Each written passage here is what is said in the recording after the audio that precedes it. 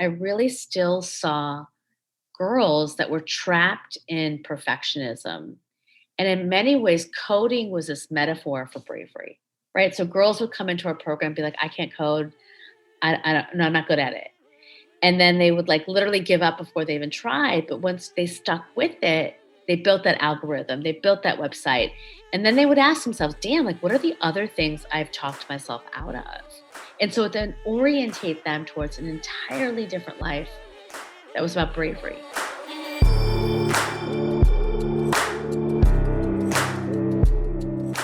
Hello, dear friends and damn givers. Welcome to the Let's Give a Damn podcast. I'm Nick Lapara, and on this show, I, along with my incredible guests, we explore what it looks like to live a meaningful life.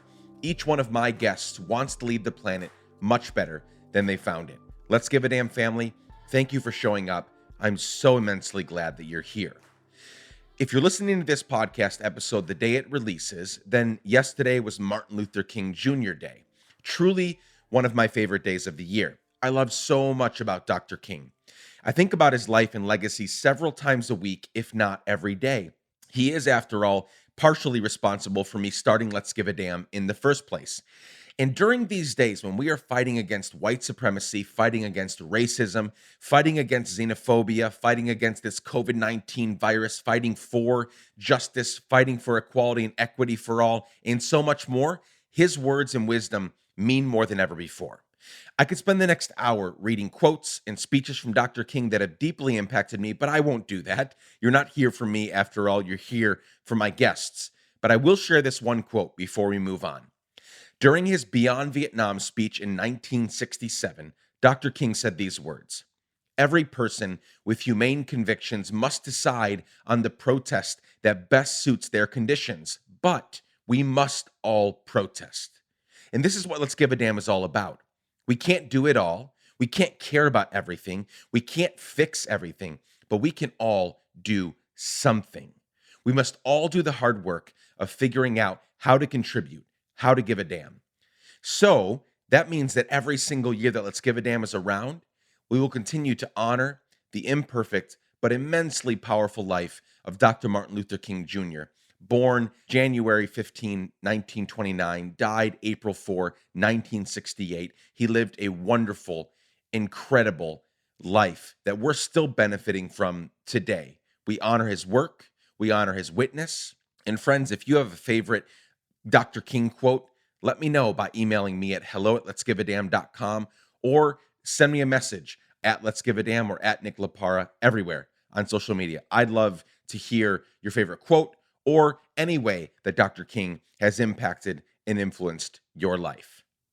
Now, my friends, for our guest this week, Reshma Saujani, founder and CEO of Girls Who Code, a nonprofit working to close the gender gap in technology and change the image of what a computer programmer looks like and does.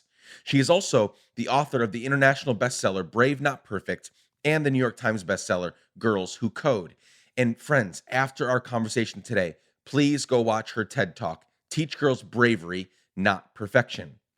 And one of my favorite things about her life and career is that she was the first Indian American woman to run for U.S. Congress back in 2010. Reshma is an all-around badass, and I'm so glad to be sharing our conversation with you today. Before we begin, a quick reminder that you can reach out to me anytime and for any reason at hello@letsgiveadamn.com. I'd love to hear from you. And now, let's get right into my conversation with Reshma Saujani. Let's go.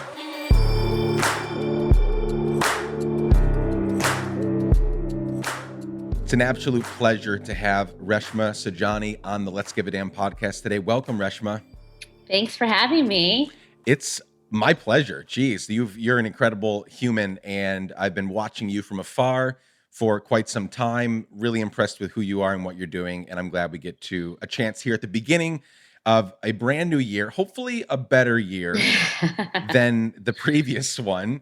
I'm excited to get to talk to you here and, consequently share this conversation with the world. Hopefully it'll encourage, lots and lots of people. So again, thanks for joining me. Let's get going. So there's so much to talk about. We have a limited amount of time. Why don't we start with, I'm always interested in the connection between where you came from, and how Mm, you got here, right? Because there's always clues. There's always things we can pick up on, like, mm, the why we turned out the way that we did and why we're doing the things that we're doing. So right. if you could take us back as far as you want to, I won't give a time frame or whatever, but when I say who are the people, places, and things that made you who you are today, where would you go back to? What would you share with us? Yeah, I mean, I think I would start with being the daughter of refugees. My parents came to this country in 1973 from Uganda. Generations of Indians have lived in Africa, and they were brought down to build the railroads from Kampala to Mombasa. And my parents in 1973 were expelled by a crazy dictator. Sound familiar? And they had 90 days. Way too Way close too to home. familiar, Yeah. exactly. They'd had 90 days to leave the country or they'd be shot on spot. And so they became two of 1,000 refugees who got status to come here. And so, they came to Chicago, Illinois, not knowing the language, having no friends. My dad changed his name from Mukund to Mike. A recruiter told him that he'd have an easier time getting a job if he had a more, quote, American name. And, even though they were both trained engineers, my father worked as a machinist, my mother sold cosmetics. And a lot of people, I always say, like, I'm a patriot, and I believe in the American dream because so much of my life is a representation of that. Like, Mm. there are people who took my parents in, there are people who helped and supported them. And they, as like typical immigrants that didn't have family, that didn't know the language, did everything in their power to like make sure that their children, had every opportunity in the world. And when my parents came here, they were like, they were in their 20s. My Mm. mom was like 7 months pregnant with my sister. It was just, they were, hadn't been married for all that long. They were in arranged marriage, right? I mean, it's wild, right? And so that all took place. They came directly into Chicago, and is that where Yep. you grew up then? That's where I grew up. Yes. And what was your experience, as so I assume you were born here, or were you born there I and was brought born over here? here. Born I here. was Yep. born here. Yep. I came a couple years later. I grew up in Schaumburg, Illinois. We were one of the few Indian families. I faced a lot of like very, I would say overt racism. My mother would get made fun of for wearing a sari at the Kmart. Our house would get TP'd. I got into a schoolyard fight with like, hey, how'd you go back home? I hated being brown. I Mm. hated being Indian. I hated that my name was hard to pronounce. I hated that we were Hindu. Like, I just wanted to fit in. And, it's interesting when I think about, my parents back then, they were trying to do the same thing, right? They were changing their names. My father would go to Toastmasters every week to get rid of his accent. They Wow. too, right, were kind of in this very racist society where they too had to fit in and assimilate. And so that's what they were kind of teaching us because I think the narrative was like America was a scary place if you didn't. But there was always a lot of forgiveness, right, about that, which I think is so interesting and powerful. That is interesting and powerful. And what's so funny about, you referenced earlier when you're talking about your parents getting kicked out by a dictator, and we see a lot of that right now. Hopefully the very flawed, I always talk about America as a failed experiment. We always talk about it as an experiment. I think it's not entirely failed, but so much of what we built this country on, it's failed. And it doesn't surprise me. We started with raping and looting and stealing and all sorts of shit to get to where we are today, right? So it doesn't surprise me at all. But you know, you, some people talk about how terrible Donald Trump is, and he is, and how many bad things have happened in the last 4 years, and they have. I mean, this has been. We should all be in very intense, if we're not already, very intense therapy, just to 100%. sort of like, yeah, get Yeah. through these times, right? But one of the profound things, so I am the son of an immigrant, not a refugee. Well, I mean, I don't think my dad would classify themselves as refugees, but he did leave Guatemala when he was a Mm. kid because of the war, the civil war that was going Mhm. on there. That was the main impetus. So it I was went probably, there last year. Beautiful oh country. my God, it's so beautiful. Oh my God. We moved back. So I was born here, but we moved and lived there for 10 years, and Wow. very formidable years, 10 to 20. And I loved it there. I never missed not living here. I still don't miss. I live here now and I still don't love being here. But that's a different story for a different day. But you talked about growing up in Chicago, all these things. Donald Trump he didn't make America bad. He just gave bad people and bad ideologies permission to be vocal, right? Because you're talking about, the 70s and the 80s, growing up in Chicago, and we could go back not just decades, but hundreds of years. It's always been this way. There's been, a lot of good people here in the US, but there's always been Yeah. this white exceptionalism, white nationalism that has excluded so many people. So on the same, we have to recognize that even though this has always been a place where people want to come to because of the way they can, they have a better shot at making a life for themselves. We have to recognize that Donald Trump is a symptom of the problem. Yeah. He isn't the problem. He just brought all the shit out, right? Because you guys were experiencing so much of that back Yeah. then, the same stuff they're experiencing now with refugees and otherwise. Well, it's interesting because I don't think America's a failed experiment. Okay. Like, I believe in the promise and the dream.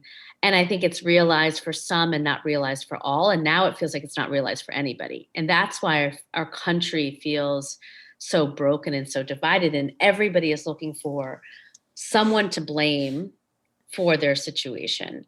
And I do think that there's an inherent amount of racism that is built into our society. There's white privilege that is built into our society. And we don't talk about it, nor do we really try to dismantle it. And I think that, like, for example, the insurrection last week, if you watch the media, you'd think that they're a bunch of kooks, dudes with horns on their heads, alt-right, like QAnon, right? However you say it. How do you say it? It's QAnon, yeah. QAnon. My husband. I mean, it's fake. It's bullshit. It's so fake. nobody knows how to say it. They're right, totally. Right. So, but when you look, it's your dentist. Yep. It's our neighbors. It's your teacher. Yep. It's your police officer. It is like regular, a federal judge's son, our legislators. It's who was there. And so the trauma that you're talking about, right? I think for people of color is to think of like, oh my God. And this is why we have mass incarceration of Black folks. Yep. This is why we have segregated schools and not educational opportunity. This is why Black women get paid, 70 cents on every dollar, because the very people who are making those decisions have those beliefs. And that is just so much to process and to take in and to think about. What do we do about that? Yeah, so that's a great point. I mean, I talk about that all the time in the work that I'm doing, because this is not just a podcast. It's multiple projects under this company: book, TV show, nonprofit. We're building a whole bunch of stuff, right? And I'm constantly trying to figure out various ways to say we need to build, fewer walls, longer bridges, bigger tables with our lives and work. Like, that has to be the work, because of what you just said. These are not like fringe, like kooks. These are the people that we interact with every day at the grocery store. They serve us food, they pump our gas, they, whatever the case may be. And this is why, and I could be wrong, I think, or maybe we're just looking at it from two different angles. I said, I believe this is a failed experiment. You said, I don't believe it. And I also agree with you. But the angle I'm coming at it from is, the last question you just asked, how do we get out of this? When I look at Representative John Lewis, may he rest in peace, that he was fighting for the same things as a teenager that he did on his dying day. And nothing changed during that time. This summer, my friends got arrested, for marching in Black Lives Matter marches, holding the same signs that Black women in Selma, Alabama held in 1963. So that's like, I try to be optimistic, but I also look at things and I'm like, how do we come back from this, where there are still people today, if you get on Facebook, Instagram, Twitter, TikTok, Parler, whatever, there are still people right now, even after the president himself has very, very reluctantly acknowledged the forthcoming Biden administration, there are still people saying, like, he's a master chess player. Oh, totally. There's stuff coming. Like, we still got the 20th. We got last hope. And even after he's out, he's still going to come back in 4 years. Yeah. Like, I don't know how we come back from this. But yeah. I mean, to your point, though, it's not him. So I agree with you, right? Like, meaning, like, we have not realized America's truest potential. Sure. Yet, Agreed. right? And I also think the thing I've realized in my work at Girls Who Code is that people don't give up power easily. And we Hmm. keep waiting for people to give up power. Yeah. And we get disappointed when they don't let us in. Yeah. And I think so. What I have learned is so I'm a big believer in infiltration. So I'm going to teach as many girls as I Mm. could possibly teach. So guess what? All you can hire is women. All you can hire is people of color, right? That's the game. And I spent a lot of my time, investing in Black entrepreneurs because we have to create the next Facebook, Twitter, Amazon. We can't assume that they're going to let us in. And so to me, I just think that we also have to start thinking about building and Mm. creating and new structures. And just like I look for allies with men who are going to help be part of my sisterhood to fight for parity, and there are them, we got to look for white folks who are also woke enough to basically recognize their like as an Indian woman, right? I recognize that like people assume a certain set of things about me. Hmm. I'm not going to kill you. I'm smart. You know what I mean? I am, going to take my place in line. And so no one crosses the street when I am walking down it. If anything, I'm not seen. The amount of people who cut in front of me or who push me, right, and don't say sorry, like I'm not seen. But I recognize that I have proximity to whiteness, and that gives me a whole bunch of unearned privilege that I do not deserve. Hmm. And so that's the conversation we need to be having with other communities of color. I mean, there's a lot of introspection around, again, the Indian American, and my parents came here and benefited from the civil rights movement. But when you think about Indian American exceptionalism, it's not because we worked harder. It's because a certain subset of us were let in if we had certain qualifications. Yep. And then we were asked to adopt many of the prejudices that were here and to kind of just look the other way Wow. and shrink ourselves. And so, and so that is why it's so important for us to look at what is our role as allies in the movement Mm. and what are some of the things that we too have to give up, right? Because we never earned it in the first place. Yeah. No, I love that idea. You said something super important that I don't think I'll forget anytime soon. And I love the wording there. This idea of infiltrating, right? Because they're not you're totally right to hone in on the fact that and especially if we're going to get down to who's the majority stakeholder in the not relinquishing of power, it's white men, right? Like just look at the business world, look at the political world, look at everywhere. It's old white men everywhere you look, right? And so there's just but also every human does not like to relinquish control, right? Like Right. it's part of who we are, especially if it's something that we really love or think that we need to be a part of. So they're not going to give it up. Therefore, we need to slowly but surely infiltrate. And you've got something that I try to focus on as well, and that you seem to already have a grasp on, is this long game, right? Yeah. We're so focused. We love instant gratification. That's not always a bad thing, but we want things now. We want things to happen now. We want change to happen now. And the people that win are those that find the right allies, find the right team, and they have the long game in view. Yeah. They're okay with maybe even stuff that they're working on outliving. Like I'm not Yeah. going to see the fruits of my labor. And that's okay cuz that's how the fucking world works. Like that's Yeah. how things happen is you work. I've mentioned John Lewis. Like he is not going to see, like I'm sure in his lifetime he wished he could see more progress on race relations and in civil rights and otherwise, but he didn't get to see all of that. And I don't think that he cared all that much. On his No. dying bed, he was thinking, I lived my life well. I Yeah. did it well. So I love that infiltration long game mindset. That's Yeah, really and cool. I'd add just bravery and courage.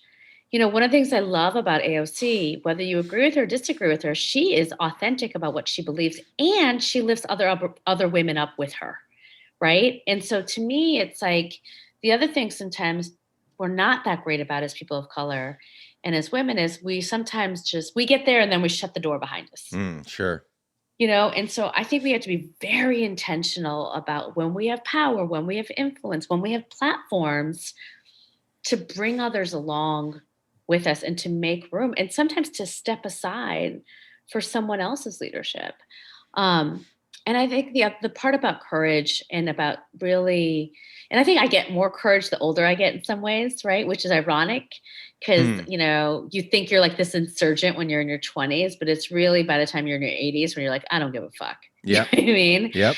And and I think that that's something that is really, really, really important for us to kind of call it what it is, and but still be willing to have conversations and to bring people along. Yeah, I'm a huge fan of I don't understand people that aren't a fan of AOC. I get it. She's I like, don't get it either. she's intense, but like, oh, how do you argue against anything that she advocates for? Like, I am 100% here for her Instagram rants when she gets on and just like lays it out. Like she's the here's the deal. People love this authenticity. I think it's why working class people gravitated to Donald Trump so much. And again, I don't understand it. I can't fathom it. You couldn't hand me a suitcase full of cash to ever vote for him. But I understand it in that he communicated directly with them after all their lives seeing all of this, just bureaucratic bullshit, like not be, writing to your senator and never hearing back. Like Right. that's what they've been dealing with. Now they just had this direct pipeline, right? Well, AOC is she is the better version. Of him. She is the realized version of what people want there. They want Yeah. that interaction. They want that connection. And I love that you also you talked about doing it together. Like she didn't just slam the door behind her, which she could have. Yeah. She could have said, "I made it in. Now let me go make a name for myself." And she's, you know, this is a cool lesson for all of us. When you do things as a team, you'll also do well. Like you're not Yeah. giving anything up, right? That 100%. that old proverb: if you want to go fast, go alone. If you want to go far, go together. So again, it's the long view. I think. Well, yeah, that's right. It's a lot, and it's also just like you build your allies. One of the things that like blows me that I was also thinking, I was reading Barack Obama's book, and it was interesting when he gets to the place where, he does the speech, right? Everyone loves him, and it's clear that the next person in line is supposed to be Hillary Clinton. But what happens? People see his potential, they see his potential greatness, and all these guys line up, right? Chuck Schumer, right? Yeah. Ted Kennedy. And they say, we'll help you. We'll show you the way. We'll rally people around you. Again, against the person who had been there. No one did that for AOC. Nope. In fact, they did quite the opposite, right? So everything that she has achieved, she had to fight for. Yeah. And it's different than Barack Obama because there was this kind of halo put on him, and a very powerful white men moved mountains to get him where he got to. And most women and most women of color I know never get that. Yeah. Never So get that. It's so true. In stories like with like AOC, people love to, and I would never do this, but you know the kind of people I'm talking about. They love to point out they're like, oh, before this, she was a bartender, which is leaving out so much context, right? She's ridiculously smart, accomplished academically, and only came back because her father died, and she was bartending because it's an amazing way to make money in New York, and she's bartending to help support her family. Like that is way more noble and big of her than anything that these naysayers are doing. So I love I'm a huge fan of AOC, and I hope that she's a legend in the making in my mind, because if she can maintain that Bernie Sanders sort of like integrity, staying consistent, I think she will. Oh, I agree. I think she will. I don't have any doubt. I just think it's just, I think we have to, and I have, her and I have done a lot of great work together. I love her personally. I think she's like a really good human. I think though it's emotionally, it's hard. I worry about her. Totally. Like we all knew on Wednesday, who's the first person we're thinking about? Probably they're going to kill her. Right. Where is she? Where's Alex? And she revealed that she can't share more, but that it actually almost happened. Like people were after her. Totally. Yeah. Yeah. Oh, okay. Well, let's stop. I'll stop fanboying over AOC right now. Let's talk about you. We're here to talk about you. So we've got a lot to talk about in the next few minutes. You've done some incredible work. We won't get it all in today. Maybe we'll do a part 2 someday. But let's talk about, you mentioned bravery and courage, which is a huge theme in all the work that you've done, right?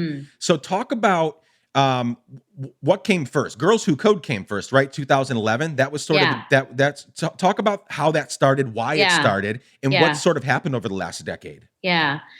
So, when I graduated $300,000 in student loan debt.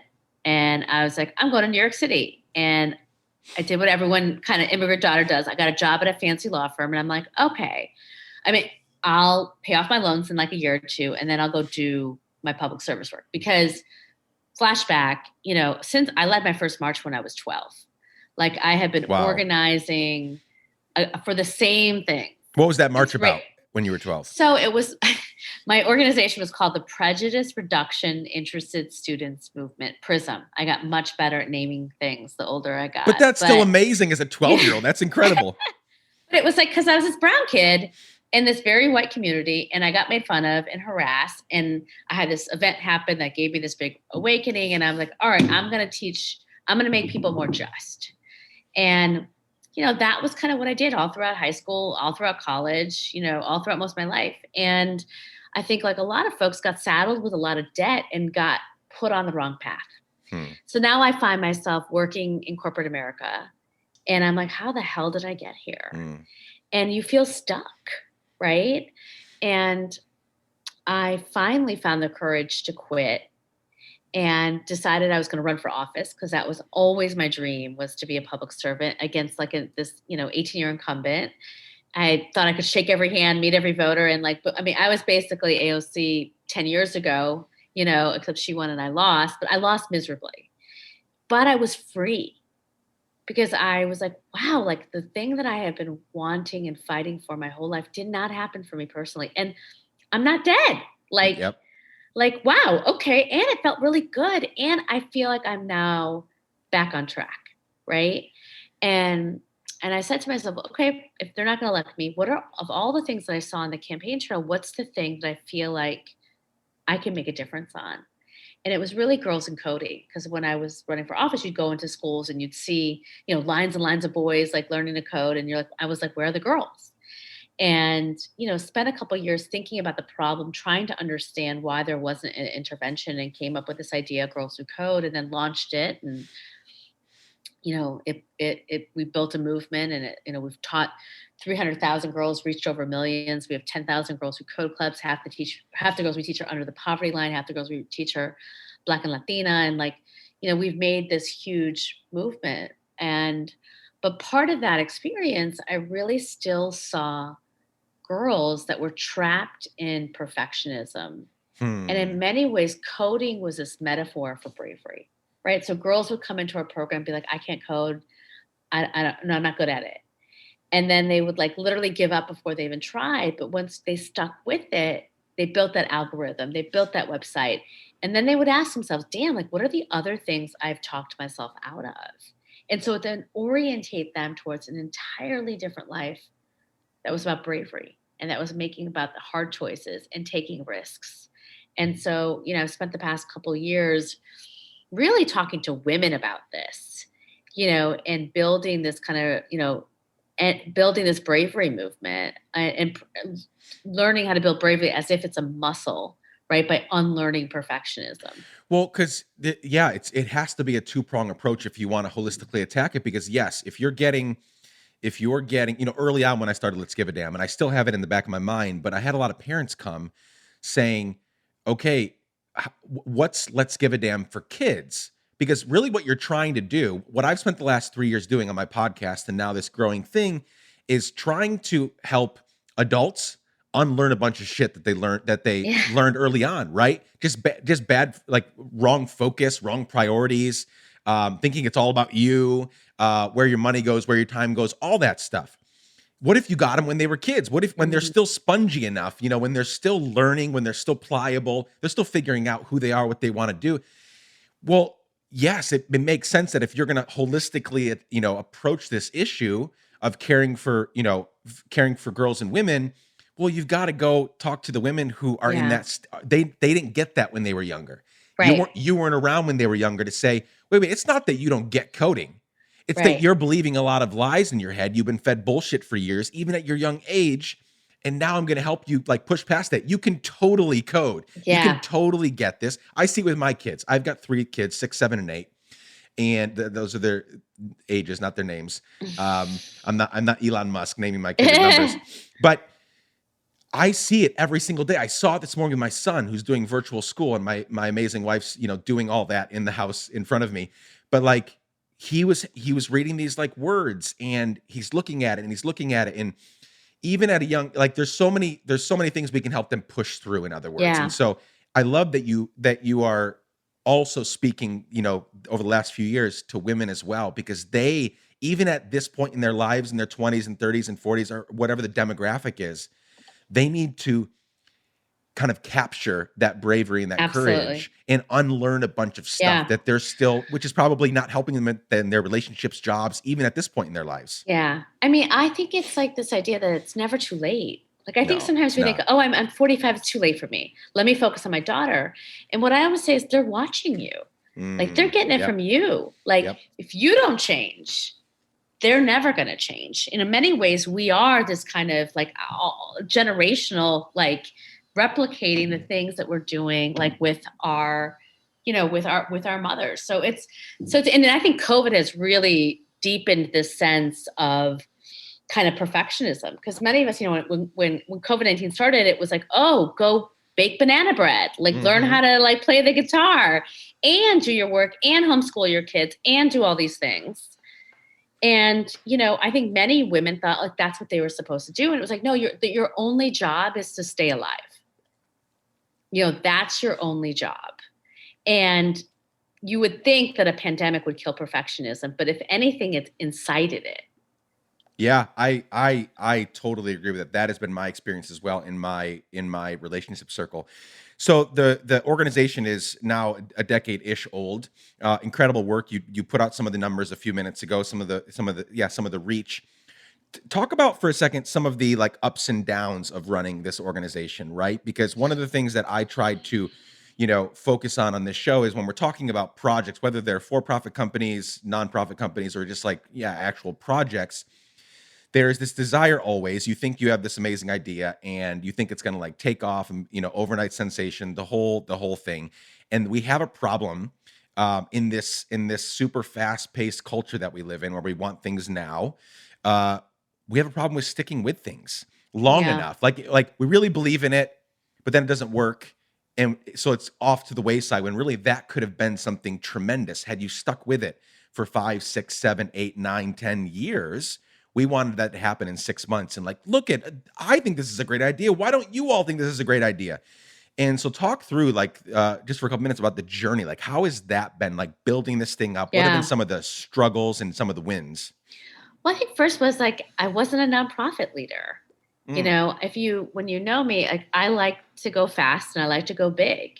And nonprofits are historically slow Slow as and sludge. bureaucratic, and it's hard. And so like to me, I always ran or tried to run the organization more like a movement or even more like a startup, right? Than like a nonprofit. So that was a learning lesson. The same thing about managing people. Like, I grew up in a very Asian family where nobody said good job, right? Like when I lost my election, my dad was like, here are the 10 things you did wrong. So this idea of like KPIs and performance review, like all that stuff was new to me. And it wouldn't, in many ways, not really my style. Um, and so I had to learn a lot. I think the things that I had going for me was I had a board that believed in me. Like I always Mm, say, like if you want to create something, you gotta find your like ride or die folks, right? The people who are like, I see it. And I had those. Like I had that in Jack Dorsey. Like I had that in a handful of folks who believed in it before it was even real. And then, I hired people who were smarter than me. And, I wasn't a coder. I couldn't design our curriculum, but I sure as hell could sell it, yeah. right? And so but that didn't intimidate me of finding people who are experts and bringing them in and giving them a seat at the table. And, I think that was big. I think the biggest thing I've learned though is, when I started Girls Who Code, I believed it was a pipeline problem. When I started Girls Who Code, Twitter, Facebook were just starting. And we had this romantic view about big tech that it was all the good people Mm, and they were only going to do good things. And they really wanted to hire women and people of color and they just couldn't find them. So Reshma Saujani was just going to teach all of them. And then when I did, all nerds were welcome and you were all going to hire them. And what I've disappointingly learned 8, 9 years later is that that's not true. That again, nobody gives up power. And that like there are still sexism and racism deeply embedded into the cultures of these companies, right? Many of which were built without us, that it's really hard to change. And I think secondly is this that some of these companies have destroyed our country. And it's even more important. It's because we weren't sitting at the table. You think that if women were sitting at the table and Black people and brown people were sitting at the table in many of these companies, that we would have had an insurrection that was organized on social media platforms? No.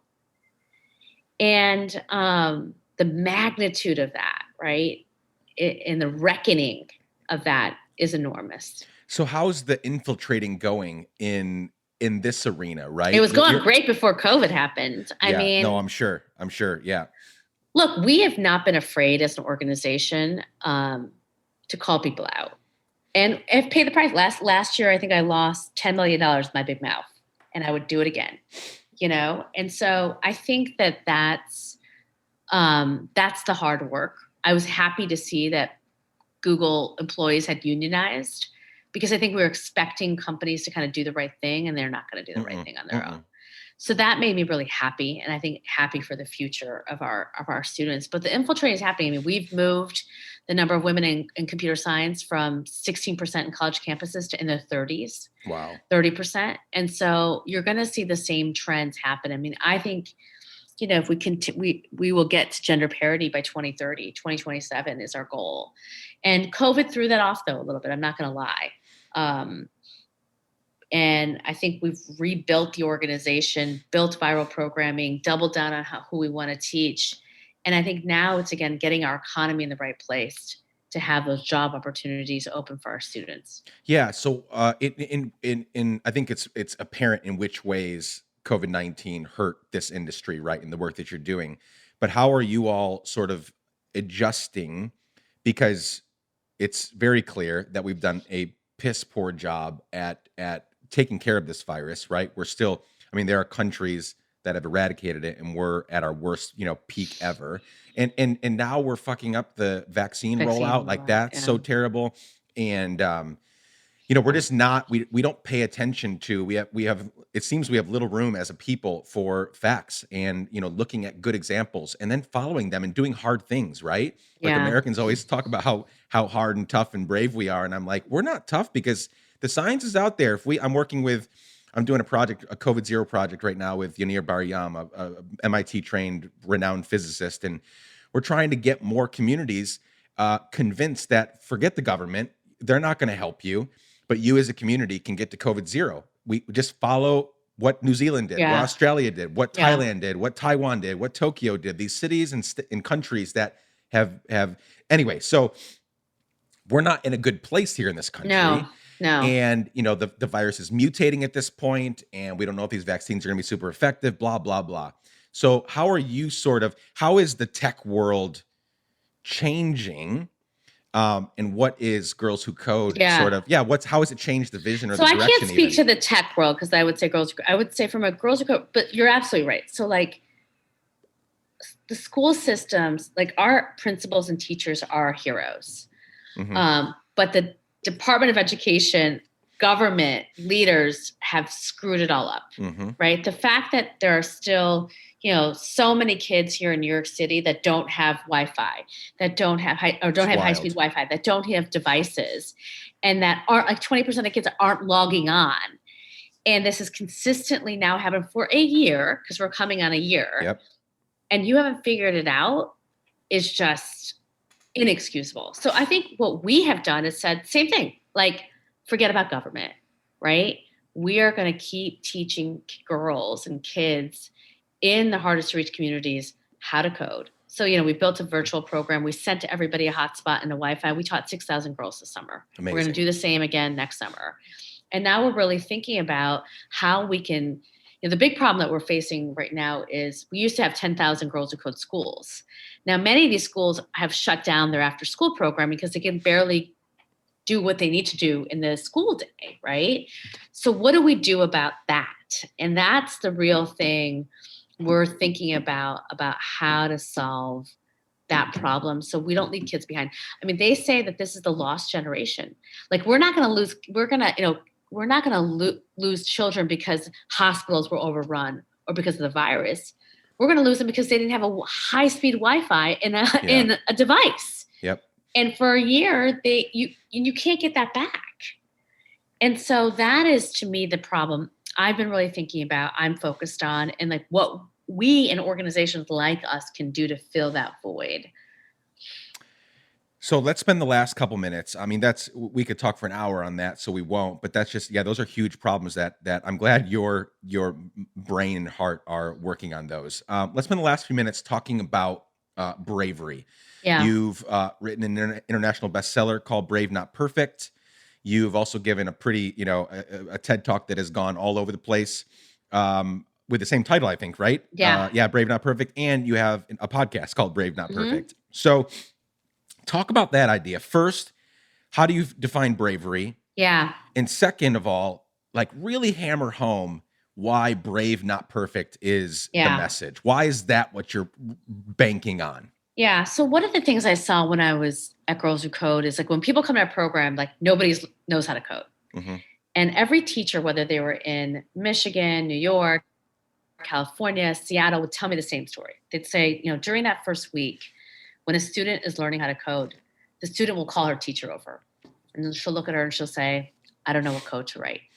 But when the teacher pressed undo a few times, she saw that the student actually wrote code and then deleted it. Oh, wow. So instead of saying, hey, I wrote this, I think the semicolon might be in the wrong place, they rather show nothing at all.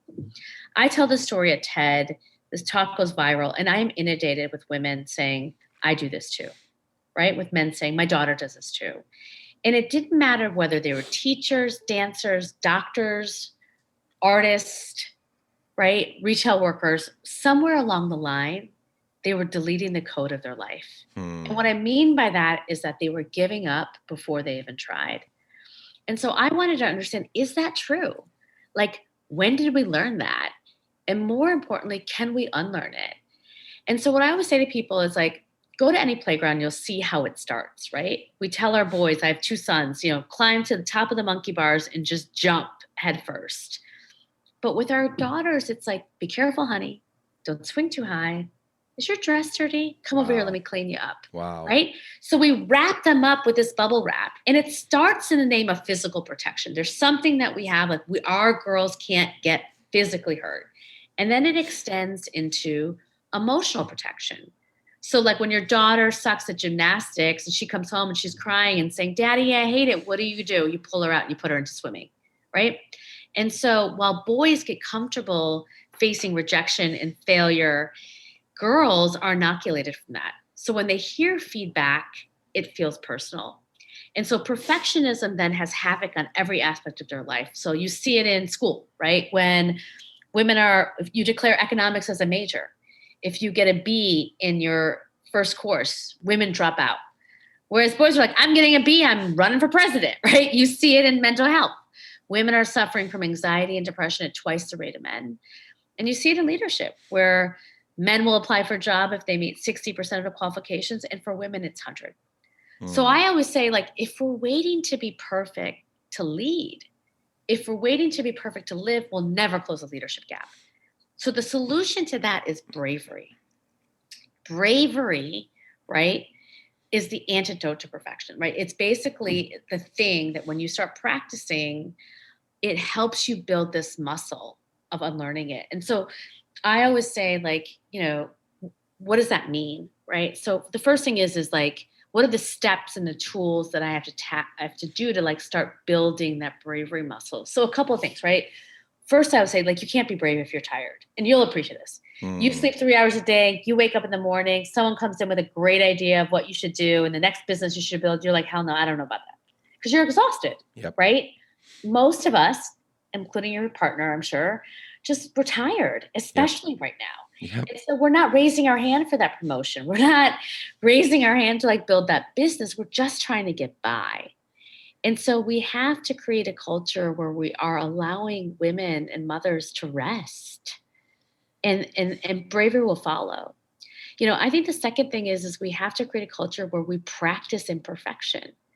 where we solicit negative feedback. I love Serena Williams, and she sits at the edge of her ability, and a coach who's saying, do it again, do it again, do it again. And it's not personal. It's how you become great.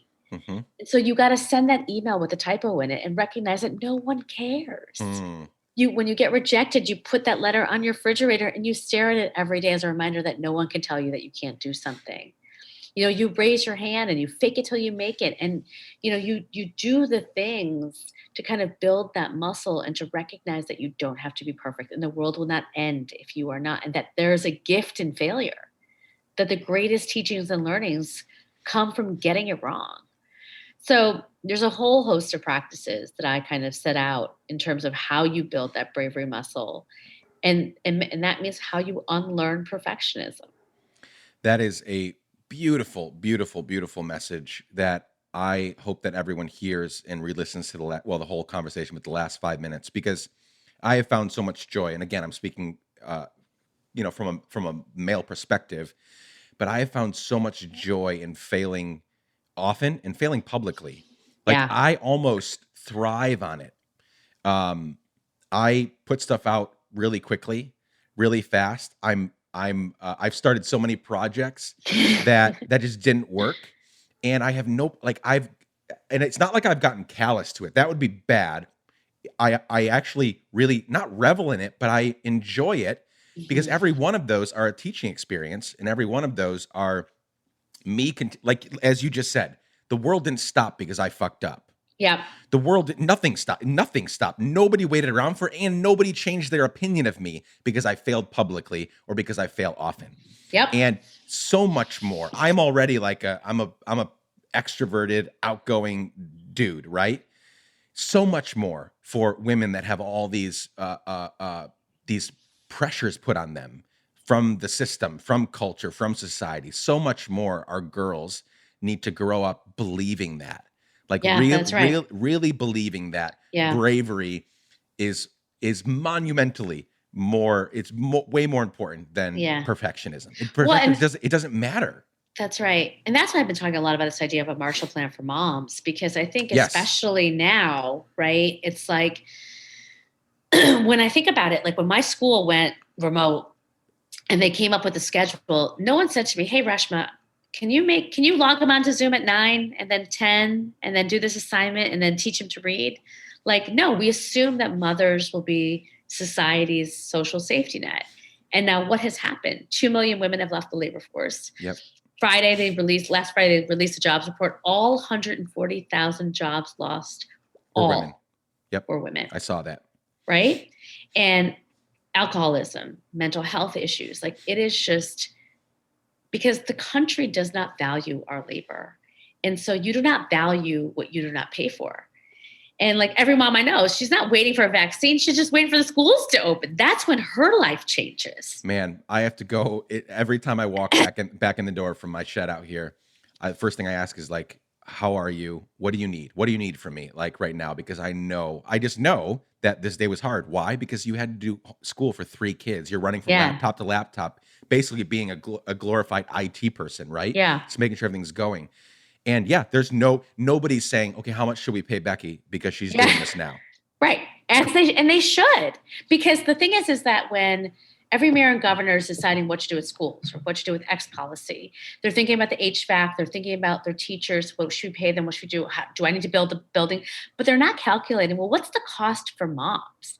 Like, what's the cost in the fact that I'm going to lose X amount of women from the labor force by doing that? And we should be factored in. I also think it's so interesting going back to what we had talked about before. As I've released this plan, so many people are like, what about dads? Or why not just call it caregivers? And I'm like, no, you cannot. Nope.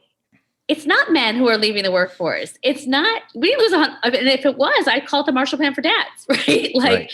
we need a solution for that. But there's such this fear when it comes to gender of calling it what it is. And you can't fix what you cannot name. Mm-hmm. And we have to name it for what it is. And it goes back to, I think, our original conversation about America. And the reality is you can't, there is no more 1960s mom not working and dad. We don't pay people enough. People need to work. Both partners need to work. And sometimes people are working 4, 5, 6, 7, 8 jobs. And we have not valued, especially for women of color and our caregivers, the people who make society run, we haven't thought about them. Yeah, I mean, one of the most important part I mentioned earlier, this COVID zero project I'm working on. Um, One of the biggest questions that's come up is the first question people ask when we're saying, "Hey, like, forget the government, stay home for 5 weeks. We can do this. We can take care of each other in the community and do it." The first question is money. It's how do we do Yeah. this? How do we do this? Because nobody cares about us, and it is primarily, again, I have set up my life so I have too many things going on, and we're blessed. I'm paid well. We're getting it done. But a lot of people don't have that. They don't have that No. safety net. We're in a place where, yes, it's a physical, emotional toll on my amazing wife, but it's not a financial toll. Like No. but for so many, it It is. is. For so many, it's like you were a two-income household, barely making it by even then, and Yeah. now you're a one-income household because you have two kids and you're at home being a full-time, proxy teacher now. And it's wild that we don't take care And of it's them. even harder for women of color. I mean, think about it. Like many, like for example, in New York City, the vast majority of Black parents have chosen for their kids to learn remotely. And when talk to many of my friends, it's like, listen, there's so many microaggressions that happen to my kids in school, and Mm, especially you look at the Capitol siege and you look at who's there and you look at what's happening. You just want to hold your babies close, yep. and in order to do that, you can't work or you're working the night shift, right? And so we're not thinking of, I mean, who's talking about that? Like, who's thinking about that? Who's honoring that choice and the depth of like where we're at as a nation when someone has to make that choice? Yeah. So I'm really hoping that this is a conversation that we start having. I also too, among other things that I'll link to in the show notes for those listening, I'm going to link to your plan because I think we need. Hopefully, after this conversation, there will be at least a few more people, yelling about this online, like saying we've got to talk about this. Such an important piece. Let's wrap up with this. We're 10 months into this pandemic. We're months away from being out of it. You're obviously doing a ton of cool shit, really great stuff. How are you? I always try to bring this into the conversation because it is so important for people listening that they're going like I am. They're making stuff, they're creating stuff, they're implementing projects, and it's tiring, right? Yeah. How are you taking care of yourself? How are you Mm. making sure that you're okay during this time so that you're going to be so then when we get back to our new and better normal after this is gone, that you'll be ready to go, right? Yeah. Look, I'm trying to have good practices in my life, like go to sleep, put magnesium oil on my feet, meditate, start my day with something that brings me joy, like music, and end my day with a chocolate chip cookie, which Mm, brings me joy. And I don't know. And if I can, at the end of the day, find 2 to 3 minutes to think about who I want to be when I get out of this, because I think that's really important. Like, this is a gift, especially for those, and I do not fall in this category, but I have a lot of friends who this is the worst thing that's ever happened to them, and they're really struggling. Um, but I always think that resiliency, pain, suffering is sometimes the best thing that can ever happen to you and happen to us as a society. Because now, like, we've looked and we've seen the digital divide. We've seen poverty. We've seen that 1 out of 1,000 Black people have gotten COVID. Why is that? Right? We've seen the unfair, labor of mothers. Now, what are we going to do about it? Right? And it's like it's like an opportunity for the world to stop, for you to have clear vision about what's broken. And so when we get out of this, we have to be like emboldened, ambitious, and innovative in how to fix those things. you're so right. This is a clarifying time for the Hmm. world, the globe, but also because we're here, our country. Like we now see more than ever all of the inequities, all of the inequalities, all the disparities. I mean, they are front and center. We can't ignore them. And now we've got to take care of ourselves so that when we have the opportunity to branch out more and do more work in a more physically interacting way, when we're back to normal, quote unquote normal, we're ready to go. Yeah, Because if we burn ourselves out during this time, I mean, what is that for? Like we've got to be ready to go after this is over. absolutely. And look, I think the hardest thing is I had set my intention for 2021 to confront my fear. Mm. Because I realized that in 2020, I was just holding it all together, rebuilding my organization, dealing with a newborn, that I wasn't really like facing the trauma that I was feeling and the fear that I was feeling that something would happen to someone I loved or myself, right? And so I was making choices that weren't as brave as I know I normally am, or talking myself out of things. And so, and then of course, that was my thing. I was ready to be like, brave and like, let's do it, like kill my fear. And then like last week happens. And I am like Yep. back into a cocoon, like, oh my God, like, is our democracy going to die? What does this mean for communities of color? What does this mean, for people that I love, for myself, Mm. right?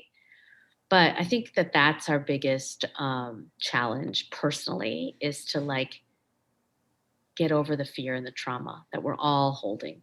Yeah. That's really beautiful. There's so much more to unpack, but we're going to leave it there for now. Reshma, you're a gift to the world. Oh, Thank you thank for all the you. work you're doing. I'm a big fan of what you're doing, and I hope this conversation getting out into the world brings more, more fans and also people that might contribute to this world that you've created. So thank you so much for spending time with us today. Good time talking to you too. Take care.